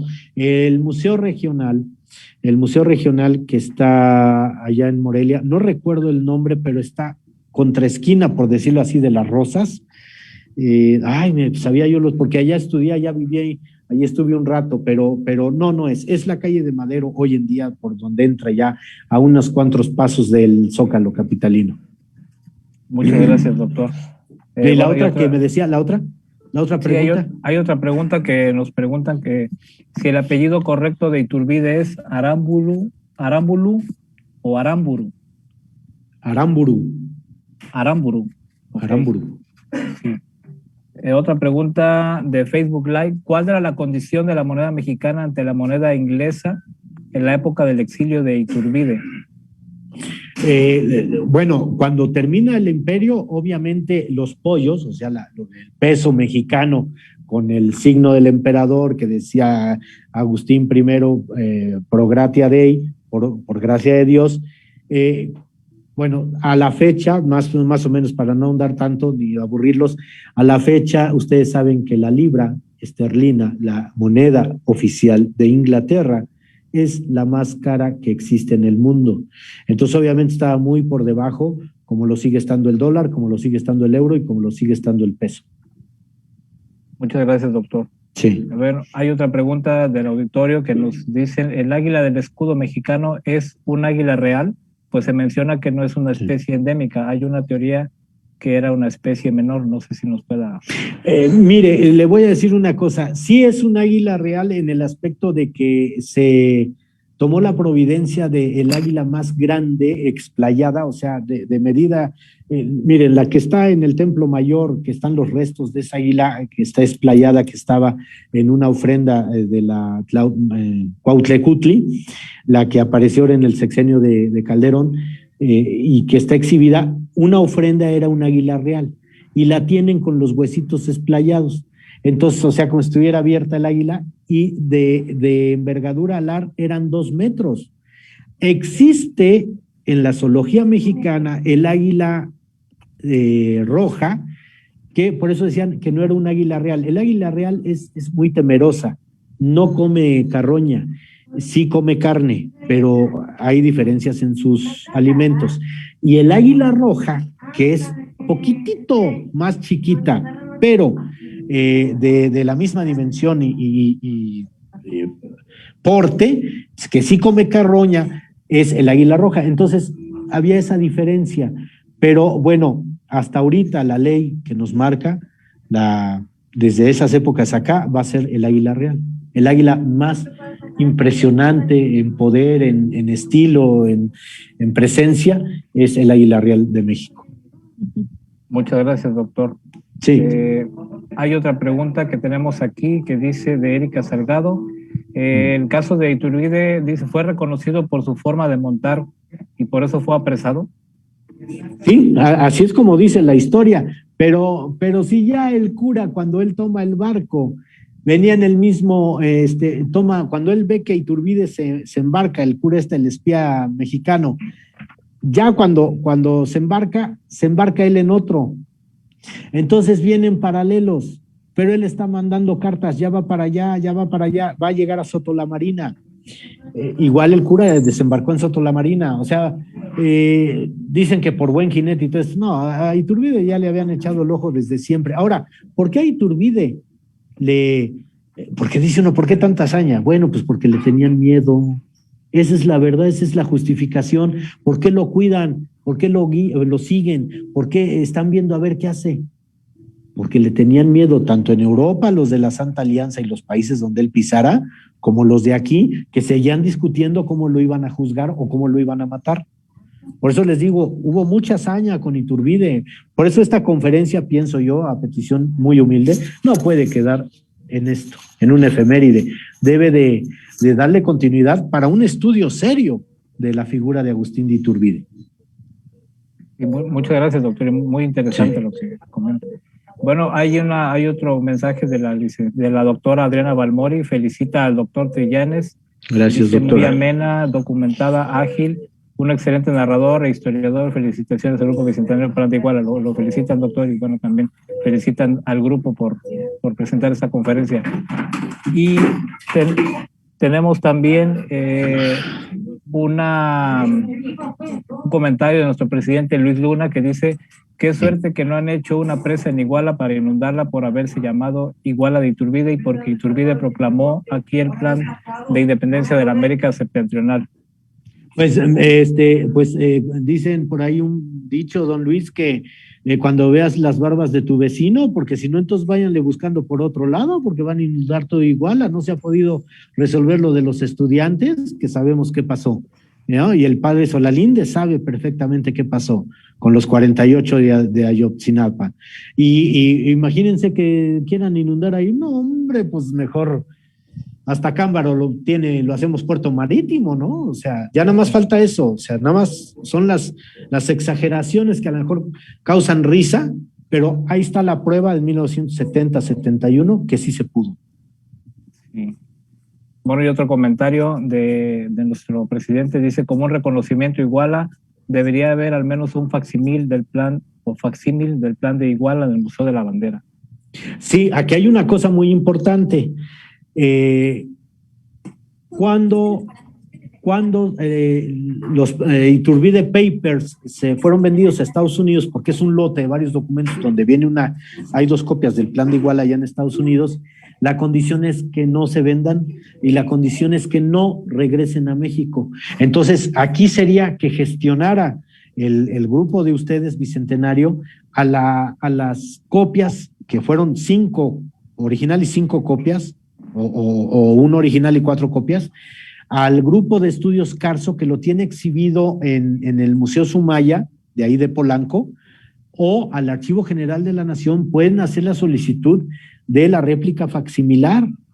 Eso sí se puede. Sí. Pero gracias, que llegue doctor. un original, perdón, pero que llegue un original no, porque fue un acondicionamiento de la propia familia Iturbide, ¿eh? Sí, muchas gracias. Sí. Hay otro comentario aquí de Juan Carlos, dice: buenas noches, doctor Trillanes.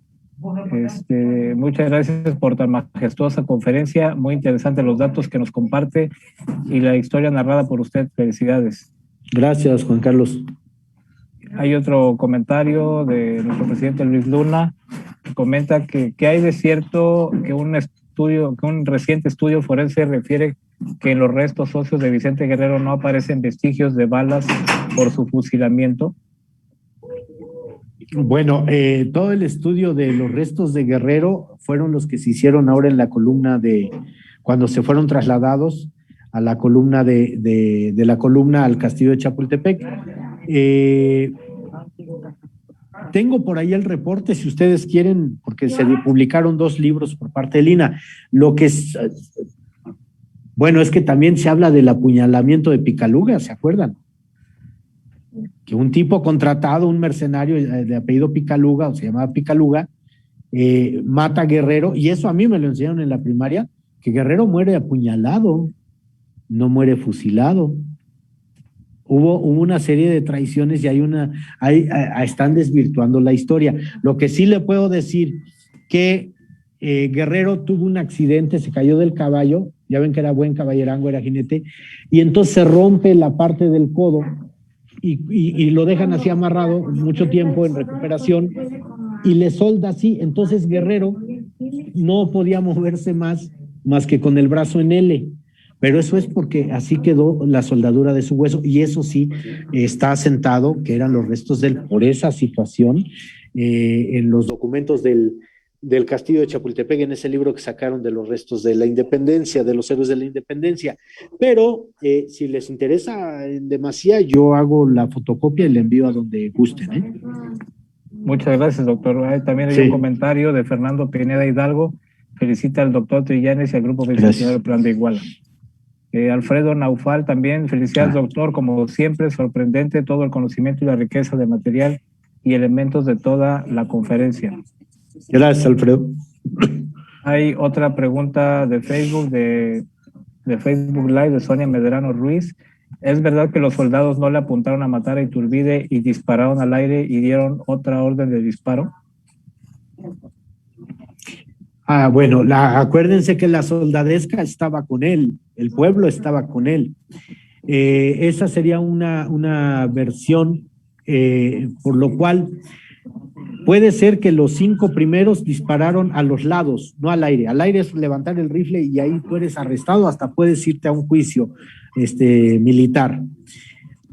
Pueden ser, un soldado tiene que recibir órdenes, así sea quien sea.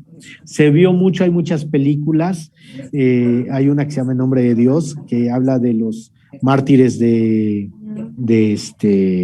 los mártires italianos cuando dan la orden de que por 10 soldados alemanes matan a 100 ciudadanos italianos. Bueno, cuando van a fusilar al cura, los soldados disparan alrededor del cura.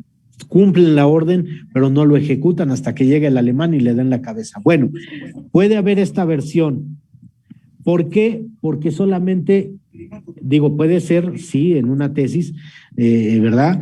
Porque Iturbide recibe nada más 3 impactos, 2 en la cara y 1 en el costado izquierdo.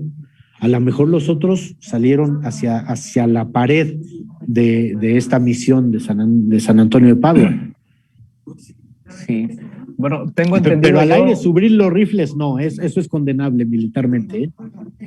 Muchas gracias, doctor. Yo Sí. tengo entendido que cuando fue el fusilamiento de Iturbide, los soldados estaban muy nerviosos y que por eso le habían dado a la cara, porque se trataba ni más ni menos que del consumador de la independencia y del primer emperador de México. Entonces, no sé si hay algo también al respecto con esto. Bueno, nada más quiero hacerles la referencia. Sí puede ser también una tesis, maestro Navarrete, pero el fusil, ¿se acuerdan que les enseñé el fusil inglés? Tanto los fusiles de esa época, el inglés, el francés, o los hechos todavía en México, o los que llegaron a estar de Estados Unidos, no tenían el cañón rayado, no eran de ánima rayada. Entonces, por eso si ibas a fusilar a alguien, tenías que tener o muy buena puntería, estar muy bien calibrada la bala, que eran unas canicotas, sea de piedra o sea de plomo, porque las hacían de piedra, o darla muy cerca el disparo, pero pudieron haber apuntado hacia abajo y salió hacia arriba si hubo distancia, porque un cañón sin rayado, la bala puede tomar otra dirección. El rayado es el que le da la dirección ante el espacio. Muchas gracias, doctor. Y si estuvieron nerviosos, pues está más que visto de que si no nerviosos, sí a alguien no le caía muy bien Iturbide, Sí, por la hazaña gracias. con lo que lo fusilan, sí.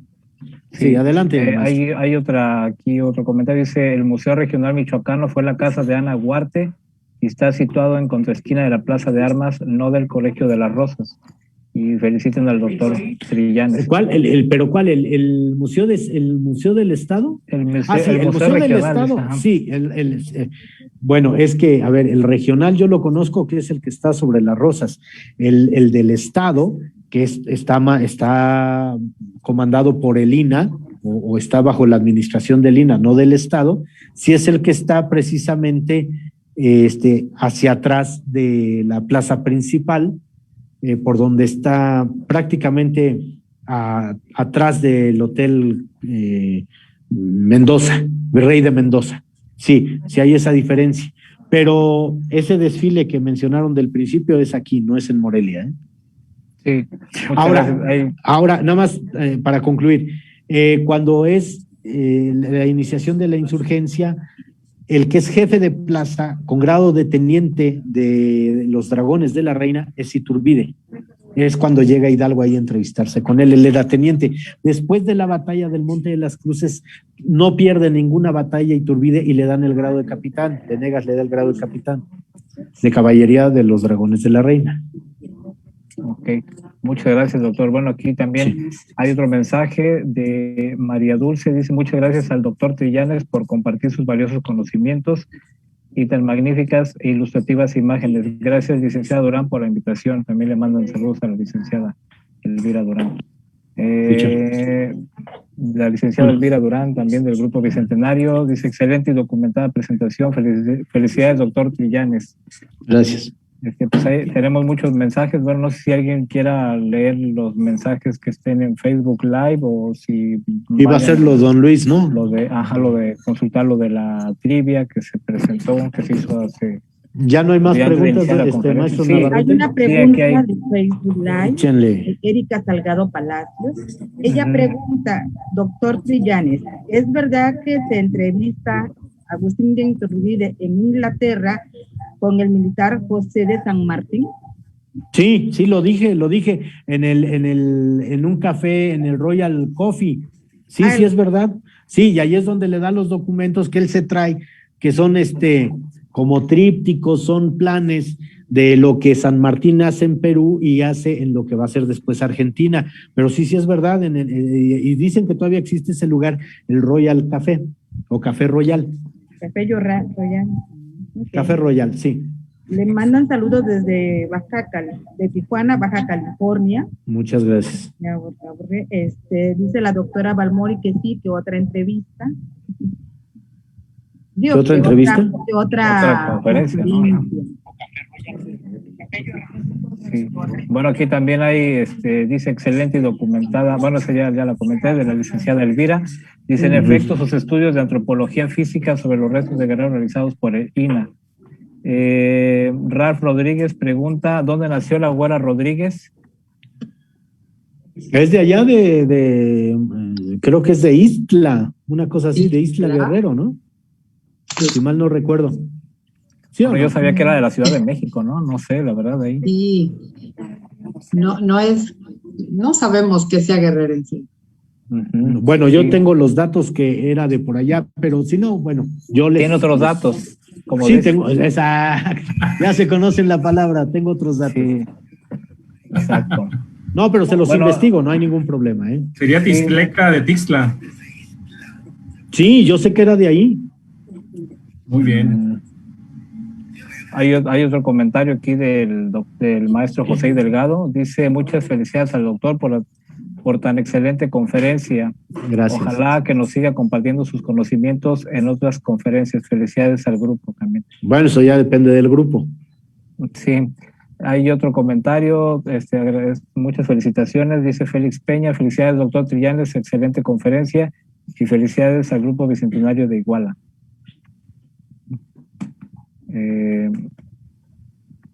Hay un comentario, dice, gracias maestro por las interesantes fotos y el hermoso reloj, me fascinó el escudo final que nos presentó y me emocionó la Virgen de Guadalupe arriba del águila coronada y las banderas, gracias doctor, lo admiro.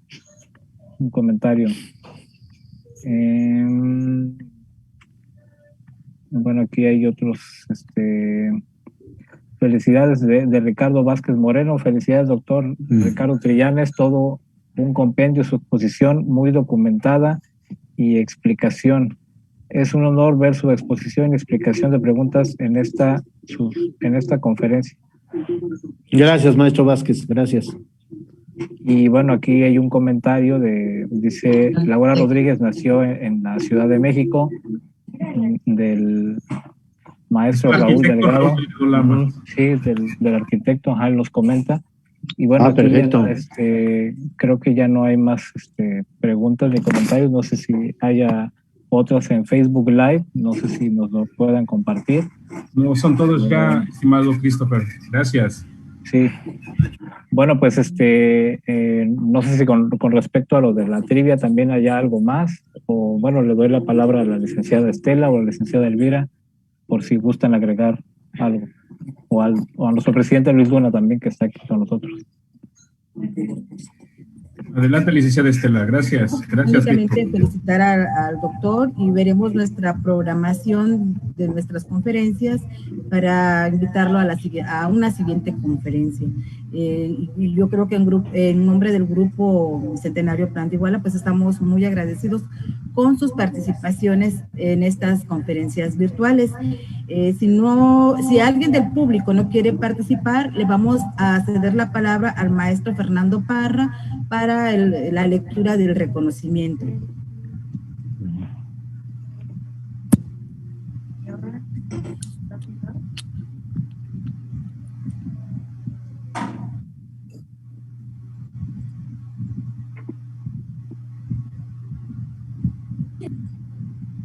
¿Qué tal? Muy buena noche. Buenas noches. Bien, el Grupo Bicentenario Plan de Iguala 1821-2021, en el marco de los 200 años de la consumación de la independencia como parte de los festejos del Bicentenario del Plan de Iguala y de la Independencia de México, otorga el presente reconocimiento al doctor Ricardo Trillanes Sánchez por su distinguida participación dictando la conferencia magistral Exilio y Muerte de Agustín de Iturbide en Iguala de la Independencia Guerrero el 30 de marzo del 2021. Firman al pie el ciudadano Luis Antonio Díaz Luna, presidente, la licenciada Estela Díaz Escobar, secretaria, la licenciada Elvira Durán Ramírez, tesorera del Grupo Bicentenario Plan de Iguala 1821-2021. Muchas felicidades, muchas gracias, enhorabuena, doctor Ricardo Trillanes. Gracias. Muchísimas gracias. Muy agradecido. Un aplauso, que sea con las manos. Abra sus micrófonos, un aplauso. Así es. No, gracias a ustedes, al Grupo Bicentenario, gracias a ustedes. Muchísimas gracias, doctor. Excelente, doctor. No, gracias a ustedes por esta labor que están haciendo y que en ningún otro estado yo he visto, no porque sea yo la panacea, ni mucho menos, no, pero ningún otro estado yo he visto que haga algo, ni Morelia mismo, ¿no? Ni Michoacán. Pero bueno, pues la historia nos juzgará, como lo he dicho. Sí. Bueno, ya casi estamos a punto de cerrar.